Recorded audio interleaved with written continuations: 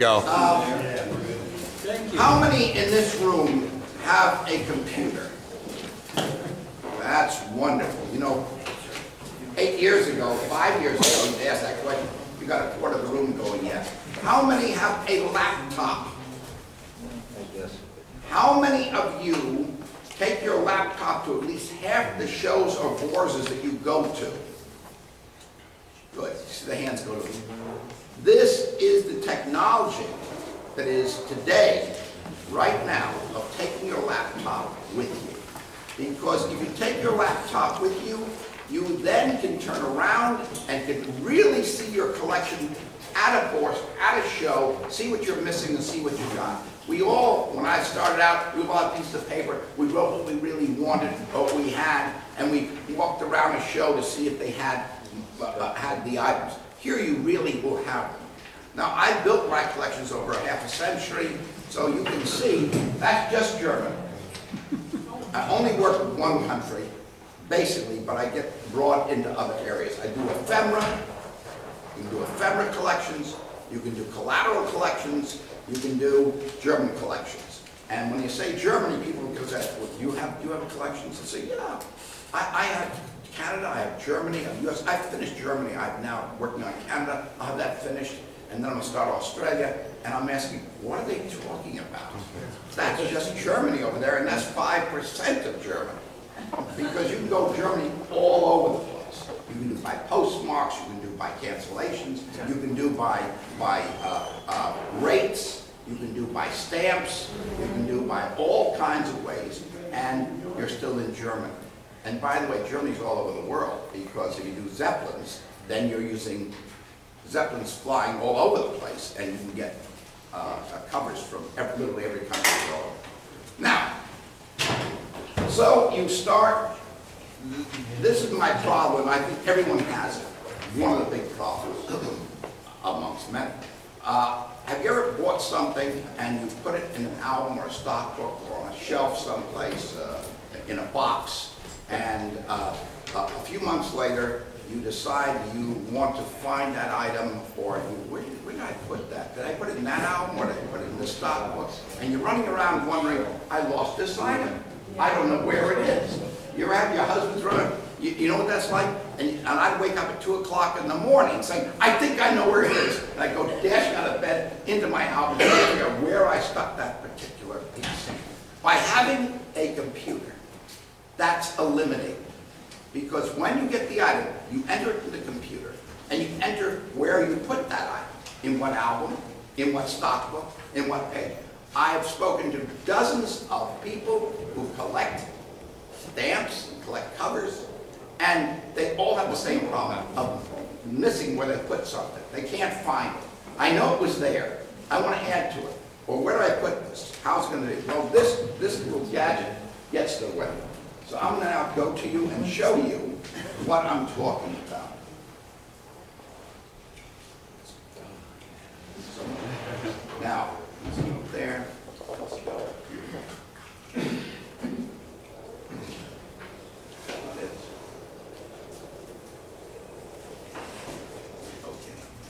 Now here.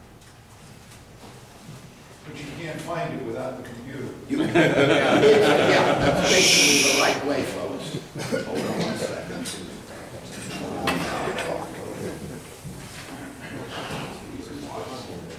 All right.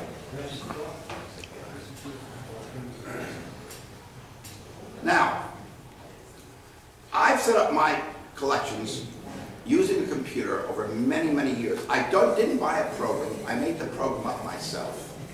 You don't have to buy a program, spend hundreds of dollars on a program. You can do it yourself. All you have to do is enter. This is like a telephone book. And if you work it like a telephone book, it works fantastically. To give you an idea, I'm going to go, and just go this way, get out of that.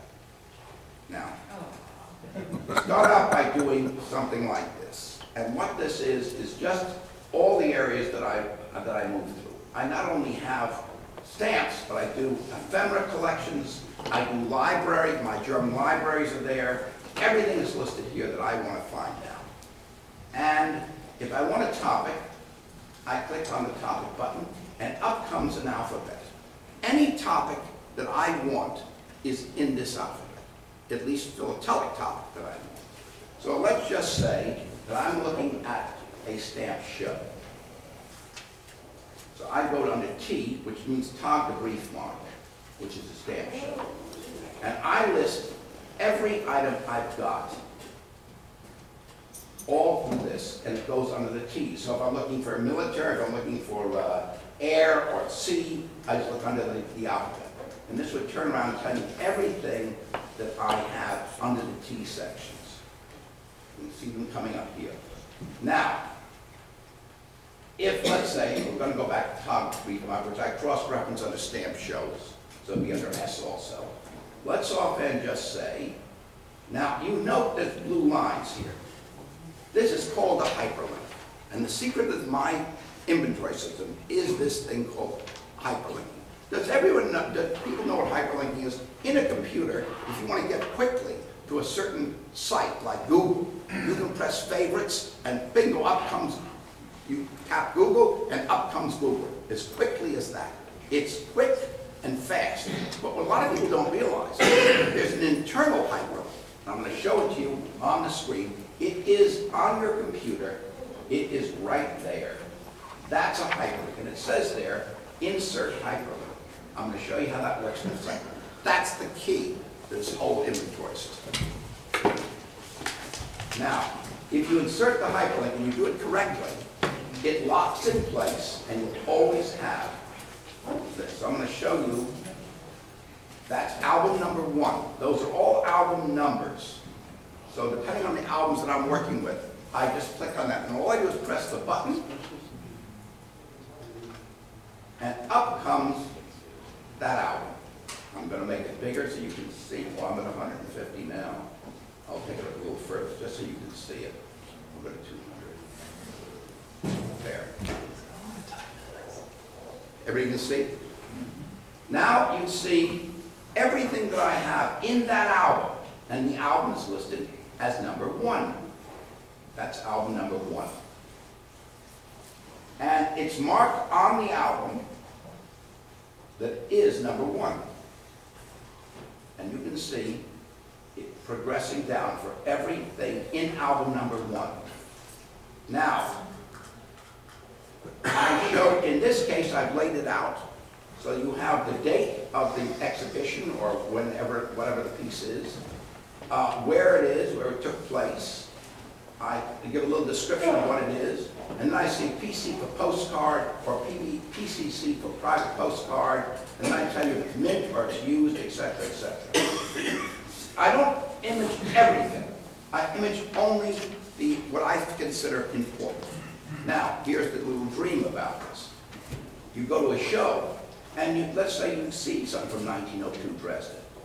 So you, or let's say you do Leipzig here. Let's get it close. So all you do is hit your hyperlink button, and now you see the card. Oh, wow. Every card, everything is shown. The image of that card is shown. You can go any place you want on this, and you can see that card. Now, if you go to something else, you run down here, and let's say you want to see a private postcard from Hamburg in 1907. You just click it on. Up comes the hyperlink. And that's the card. So when I'm sitting at a dealer, I can see right away, not only do I have the piece, but is my piece in better condition or not as good a condition? And that's something that a computer is fantastic at. The old computers, this one is about 15 years old, was heavy. I always bought computers based on weight. I never based it on how much RAM it had or how much memory it had. I always asked the salesman, how much does it weigh? And the salesman would look at me and go, what kind of question is that? I said, you carry it around on your shoulder for 4 or 5 hours, it'll add up. The new computers are light, weigh nothing. And this computer, which is a computer, hold 10 times the memory that this one does. It has far more capability than this one. Of course, everybody who has a computer knows that you have a mouse or you have a little finger pad you work on, and you click on your finger pad. I'm doing that right now. I'm going to show you in a second the latest thing coming up. Now, to give you an idea, when you're doing this, let's get out of that. When you're doing this and you're setting up a page, and by the way, this is all hand done. Now, I'm doing hundreds of albums. You may only do 2 or 3 albums. Still, it makes it really great. It makes it a lot faster. You won't take the time that I did to do it. First thing you do is you put the top line shows the description. So you're showing in a simple word, album number 1, that's very important to put down. Stamp exhibitions, tag the brief mark, that's, and I'm saying from 1877 to 1915. I put in, and this has been loaded quite a while, but the last time I put something in this was on 7/11. So that's a couple of years ago I put something in here. Then, very important, I put safe wine and I list the album. Nothing's worse when you have a lot of albums to know, well, where's number 1? By turning around and putting that description of the album down, I know that I'm looking for a safe wine color cover album, safe at the manufacturer. The next thing, and I put down the minimum value, what I figure this is all worth. I list in that column, so that my heirs will not give it away for $15. So you have a rough, now you have something good for insurance. You have something wonderful for passing on, because here they have it. Insurance is sensational for this. No one can ever turn around to you. The insurance company can say, you never had that piece. I say, yeah, I did. It's right there. It's in my collections. Now, then I give the abbreviations for what I'm going out here. You don't always know what things are, and they change from time to time. As you're getting old, I tend to forget. So I put the abbreviations for this particular setup. And by the way, there's different setups for different things, and I'm going to show you that. Just up top there. Then from there, I add all the content of the album right down here.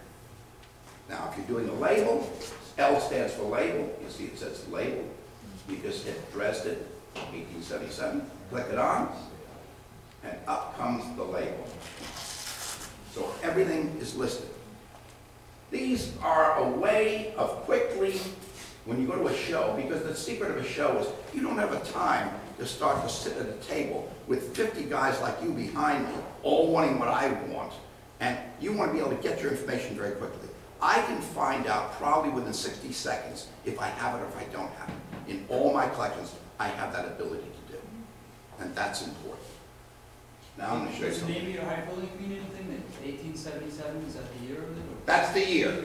That's the year of this label, 1877. So then I have another album that goes, let's say, from 1914 to 1920 something, and you can see, as you get out of this here, it'll always say that just, there we go. So here, now, see you see there, I'm showing 1877 to 1913 is in album number 1, 1916 to 1927 is in album 252, 1928 to 35 is in album 2, and so on. Now you're going to say, why is that number so far up? Because the album got so thick, I had to make another album. Which, by the way, if you make a mistake, you have to think. The most important thing with setting an inventory is thinking. You have to say, how am I going to arrange this? And it may take you 15 minutes, it may take you 15 days to figure out how you're going to lay this out. This was a bad layout. Had I done T, album number T1, album number T01, or let's say number, I could arrange it such a way that I could fit these things in better than I have. When you see a number jump like that, the album got so big I had to split the album, so I put a new album. 1974, 1911, and all that is just a topography, but any subject you literally want. If you want 10-to-1 postal rates, or here's one here. You just hit the album and up it comes. So I can show here, there's a Forerunner, these are just old covers from Berlin. So you just click the cover and up it should come. You have the cover all there. I do this sort of, I'm running roughly now about 27,000 images on this computer at the moment, with approximately a little over 200,000 definitions that I break into the inventory. You have to set up two separate files. One file is the description file, and one file is the image file. And the hyperlink will will tie them together. Now, how does the hyperlink work? Let's just look at that for a second, and then we'll move on to something else here. I'm going to show you something. Yes. That always comes up on this computer. Now, to set up a hyperlink, let's offhand say that you want to hyperlink something. Now here, I'm going to hyperlink 18, which does not exist, by the way. It's something strange, but it doesn't. The way you do that is this way. You highlight it. That's album number 18. You turn around and you go to the hyperlink button, and up comes a window. There it is, insert hyperlink.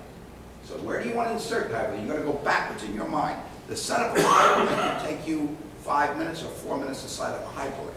But once it's set up for life. Now to get back. So what you do here, you go back here, and you've got to go backwards. You're going to try to get to image. So you hit the button here. And here it will say, and then you want to get to images, my image folder. And the image folders are right there.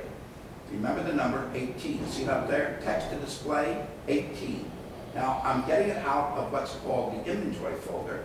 I'm going to images. And here are all my images coming up. So you're now going for file number 18. There it is right there. And here's your image folder.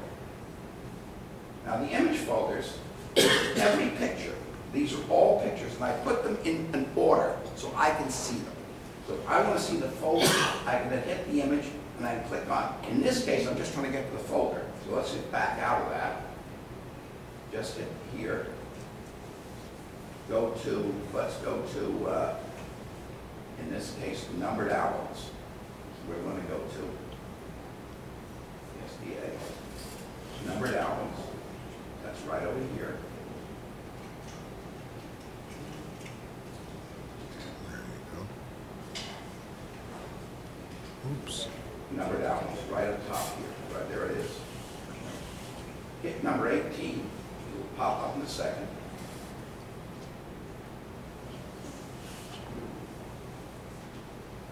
There's number 18. Click on 18 and say OK. And remember that number 18 was black.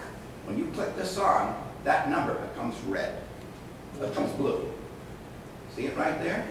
It's now blue. Now when I touch that 18, up should come file number 18. And that's how that works. Now that's totally locked in. Never will leave. But setting it up takes a few minutes to do. But that's how you get your files quickly. That's how you can jump very quickly from one thing to another. If all of a sudden you want to see image overview, by the way, here you see I've not done a lot of hyperlinking into here. Obviously I didn't want to. I did hyperlink this piece here. See, it's blue. And you do this, and you click it, up comes the stamp. In this case, that matches the description. However, if I want to see it quickly, I don't have time to play with that kind of thing. When I do that, I can go to what's called image overview. And when you click that button, which by the way is a hyperlink also, up comes that complete folder and every image on the folder. If I want to see this bigger, I just have to go like so. You see the image bigger. So I can go, if I'm going to a dealer and I want to see Todd the Brief Mark, which is a stamp deal, I can just hit, if I see the cover, I don't have to go look for description. I just hit image overview and pass by all that and see if I have that picture or not, if I've got that cover or not. Now I want to show you something. Can we switch over? I'm going to show you the latest technology. This is really quite exciting. You can do this I will give you instructions, and I'll be happy to work with you and tell you how to set up. Very small, how to do that. I'm going to move that around. I'm going to do it. I'm going to do it.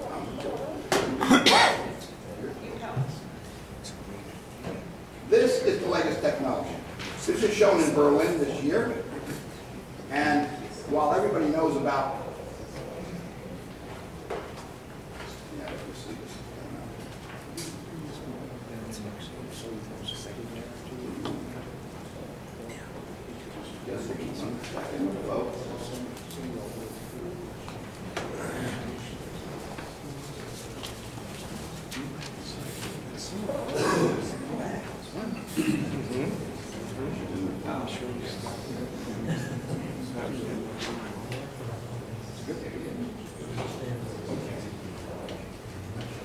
this will wow you.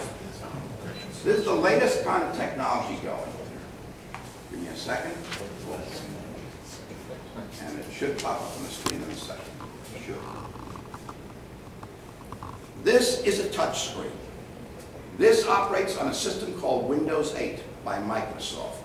It's brand new. It's been on the market since about October of last year.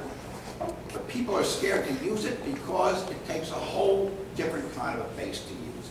Forget old Windows. This is a little different type of technology. It's like riding a motorcycle, which you're very familiar with, and then suddenly being given a car and going, how does this work? I don't understand this. Now, do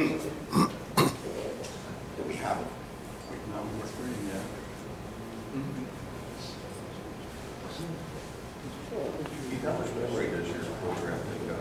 I take up, at this point, roughly about 4.5 gigs.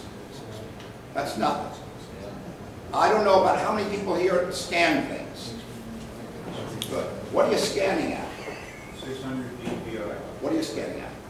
300 to 1200. Who else is scanning? 200 minimum. The original reason why I bought this computer when I first started was in order to go to stamp shows to level the playing field. That was the reason why I did it. This man's doing research work. He is using his computer for research. For that, he needs huge scans. I'm scanning between 90 and 150 dpi, which is a very, very small, because the more dpi you use, the more space you're using. Of course, the computers today, unlike the early ones, have literally unlimited space, but I still scan at roughly 150 dpi for all these images you see here. On stamps, I may scan at 300, or labels, I may scan at 300 or 200. But everything else, I'm scanning between 90 and 100. Are we getting in? You're doing We're fine. not. We're working on it. This is all touch screen. You don't use anybody but use your finger. Touch the button that says make this work. I love it. Don't worry. That's it. You're coming close. Just a moment.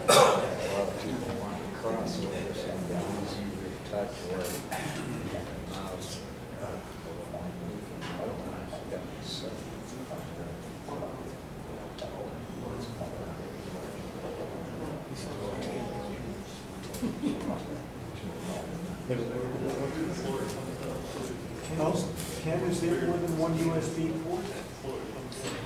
It worked last night.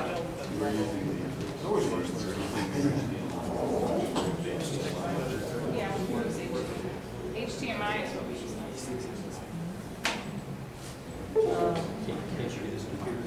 Where's the HDMI? Yeah.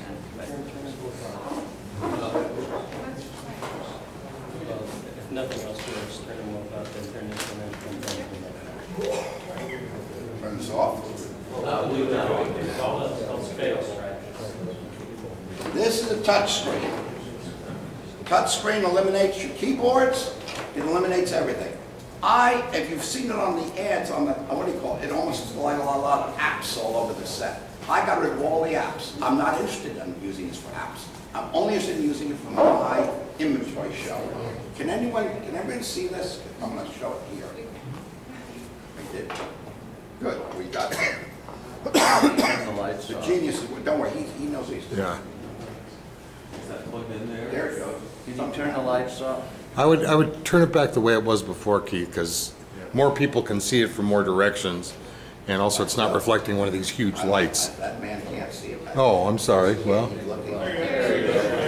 Yay, all right. hey, shoot. Hey, he's a genius. It's the APS pit Our crew. director deserves a great hand on all the work he does. Not only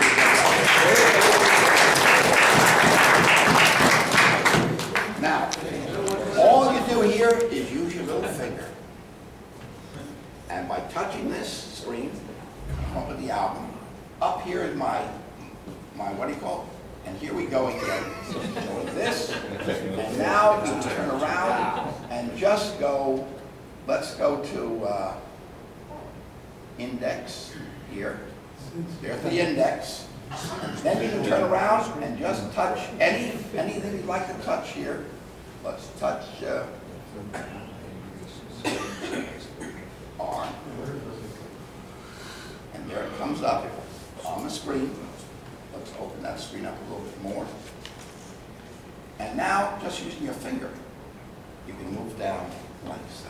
See everything you want to see there. Now, if you want a certain album, and I do ephemera collections, you're looking at ephemera military. There was a military young lady here who was doing a wonderful talk on military.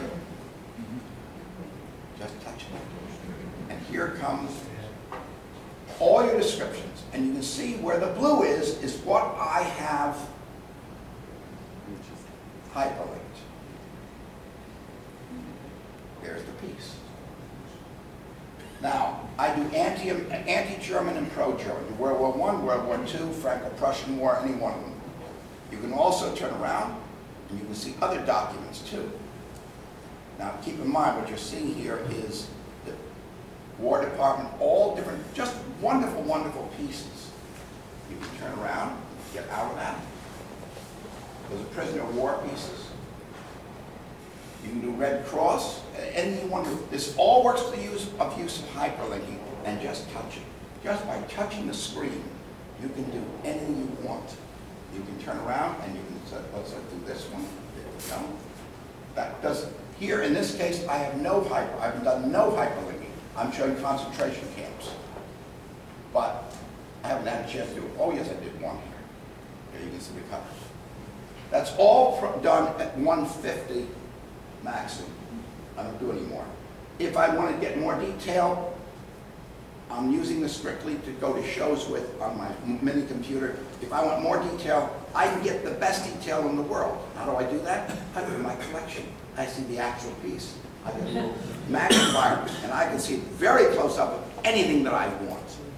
This is the new technology that's coming about, and it is wonderful. And the things that you can do with it are just absolutely fabulous. I'm still learning it.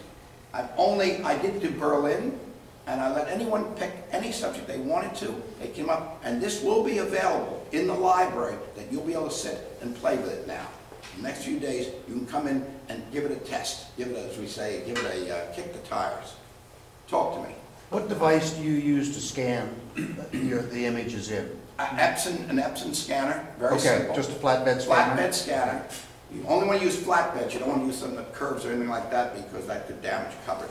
Flatbed scanner and set up at 150. Yes, sir. Keith, how do you accomplish searching across these segmented databases if you want to find, you know, all the stamps and all the covers that have Scott 1, 2, 3? All right, now, whatever. I'm a rather ignorant person. I've always considered myself that. I love what I do. You're talking about things like Access or Excel that will be able to do that for you. I'm using, they can't believe this. At Microsoft, I walked in, they said, that's phenomenal. You're doing it only on a simple Word program. I said, that's all I'm doing. I'm using a simple Word program. When I'm looking at a dealer, I'm not interested in seeing how many 10-cent stamps I've got or how many are blue or how. I'm looking to see, do I have that piece? And this machine will tell me that, but I'm not using Access or Access or. So your intent is to use this as an assist during buying expeditions? Absolutely. Okay. I am interested in, as they say, leveling the playing field between me and the seller. And that's what I use it for. That was the original concept of this. That's the reason why I built this inventory. And the secondary thing is to, gosh darn, find where I stuck this stuff. I don't know where I stuck it. And this helps me tell me where I stuck it. Yes, sir. My experience in using Word over many years is that sometimes a Word document in an old version can be difficult to read in a later version. Have you had any experience with maintaining your Word documents from one version to another? No, I have had none. I'm using right now, well, this is Windows 8. Everything was put on Windows 8. No, but I mean Word. I'm worried not about the operating system. I've had no problem whatsoever. I've switched from Word, going all the way back. I've been working on this for 30 years. Okay. So I've been able to move from one Word to another. But you have made complete movements. Absolutely. I have no problem. There are some little tweaks and what do you call it, but when I get it, I sit down with somebody and they say, they fixed a tweak for me, so it never occurs again. Yes?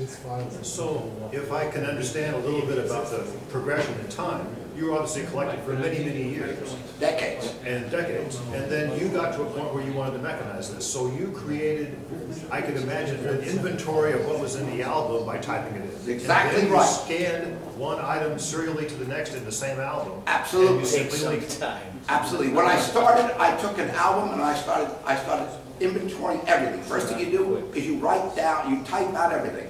And after you get that album typed out, then you go to the scanner and you take your pieces and you put them in the scanner. And then you tie them together with a hyperlink. Now, what I do is I keep up to date. As I'm buying new things, I'm right away setting up the thing and scanning them. I'm keeping, I must be honest with you, that a lot of the old stuff I have not yet scanned. I've only scanned maybe 5% of what I have. So how in this system are you able to find duplicates?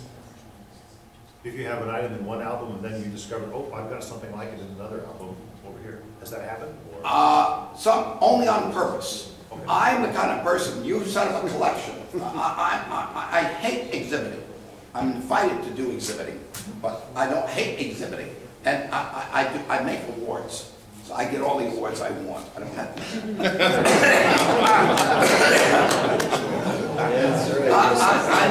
This is a joy for me. This is a great joy. And just to get a little philosophical about it, I've gone through some extremely tough medical problems. And in doing so, I had a lot of problems and pain and everything else. And the one thing that kept me on track and kept me alive is being able to go into my stamp den and sitting with my stamps and doing it. And you young people are going to live to be at least 5 to 10 years older than you would die 10 years later than you would have. Always because you have something to do. You have your stamps, or you have your collectibles, or whatever. You're doing something rather than staring at a wall or at a boob tube. This gives you something to do. That's very important. It's important for any young ladies that are here to understand that will keep your husbands alive.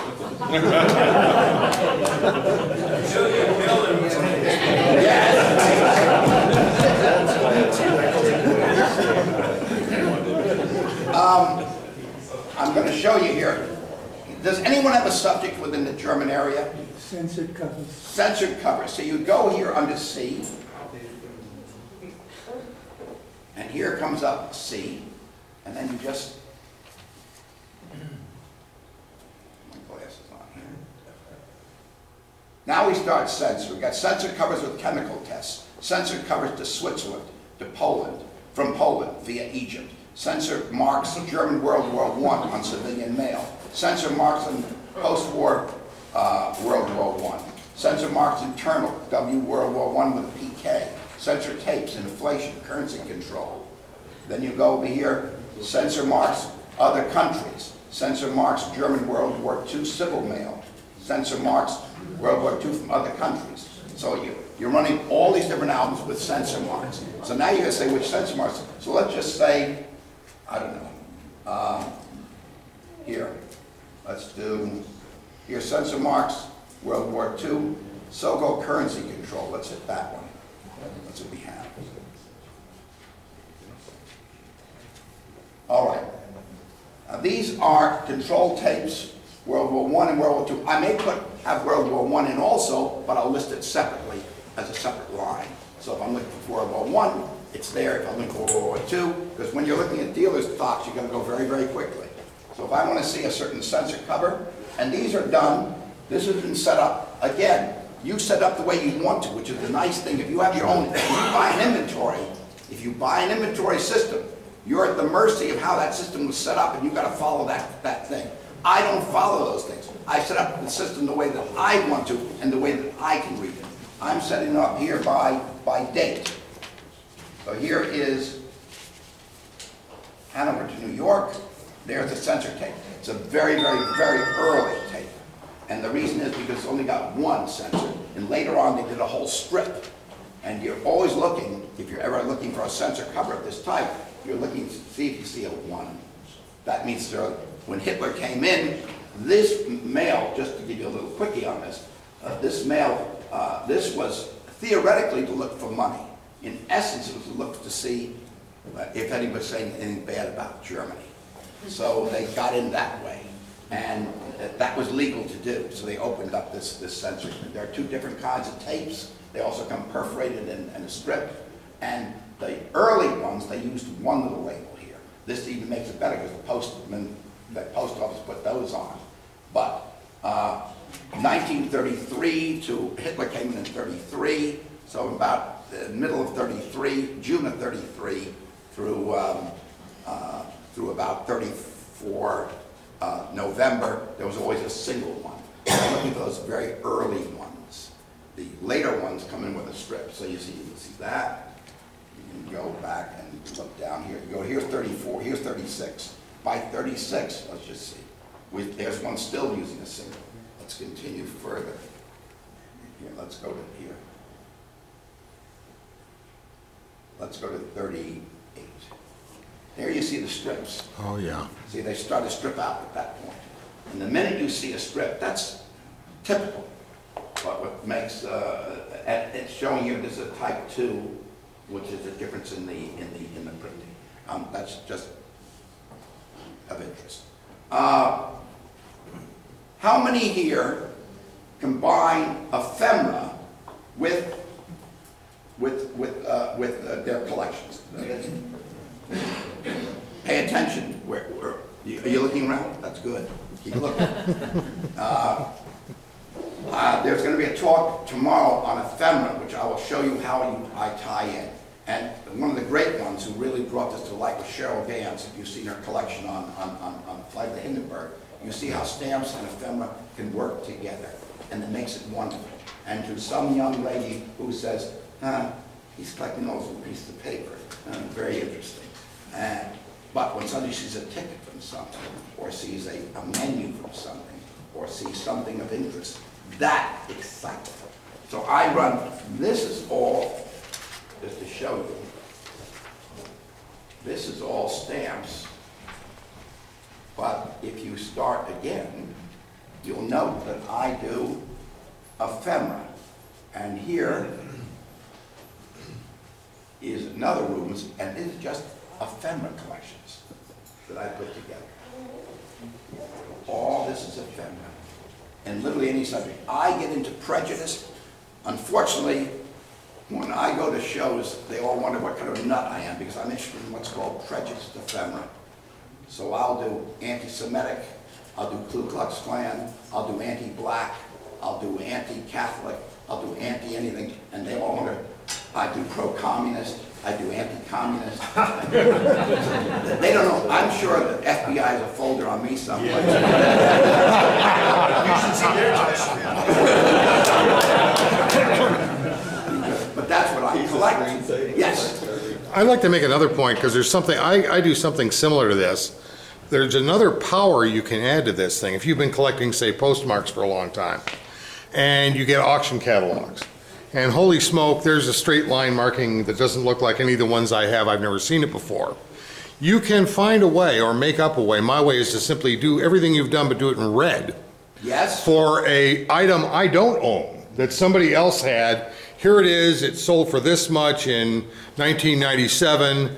I'll look for this marking, and then you've got a reference for something you don't own. Sometimes what I will do is I will put in red, missing this piece. Yeah. That's the one I'm missing, and that's the one to show that I'm looking for. Keep in mind, I'm showing you a big screen here. I'm walking around with a little computer like so, and I've got all this information in a little kitty computer this big. This is a touch screen also, so you can do a touch screen on this. And what is the thing? Another layer that I've added here is an information layer. An information layer is called a referencing layer. And here I have, 3 file drawers packed jammed with clippings. Some from our dear friend over here. Oh, yeah, who thank does you. writing. And when I have a subject that I want to look at, I will scan that clipping, put it in there in red above and say reference. And I can click a reference button and read all about that particular subject. And that's very exciting. You can turn around and do one more. Have we got a little more time, or are we running out? We've got 2 minutes. 2 minutes. I mean, 2 minutes. What do you call it? Let me see. 2 minutes. If I can see it. Keith, I want to know more about that FBI file. What's it hyperlinked to? The FBI file was very good. I found a whole stack of records from the FBI that was primarily, it has to do with citizens in America that they were looking for. And it was a secret file up to a certain date. I got my hand on it. Yeah, your name's in there, Wayne. 1 second here. I'm trying to close.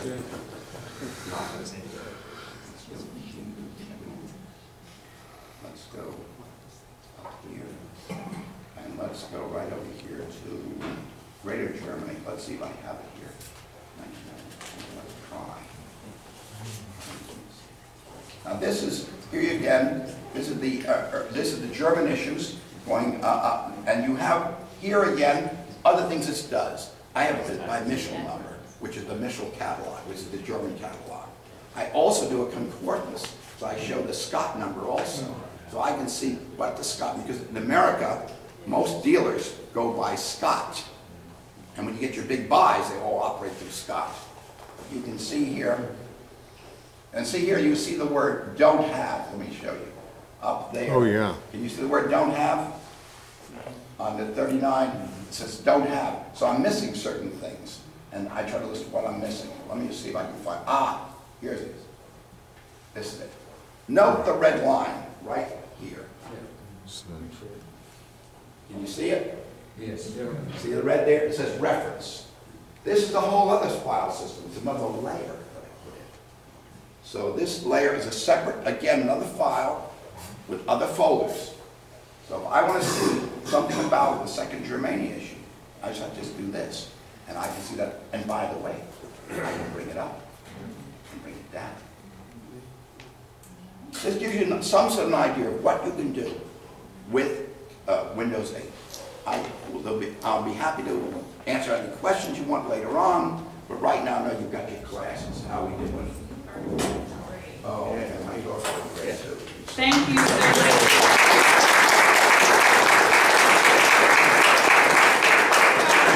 As Keith said, he'll be in the library with this so you can play with it. There are other ways to do what Keith is doing, other software, we realize that, but this is one easy way to handle your collection. Well, easy in terms of understanding how to use the software. Today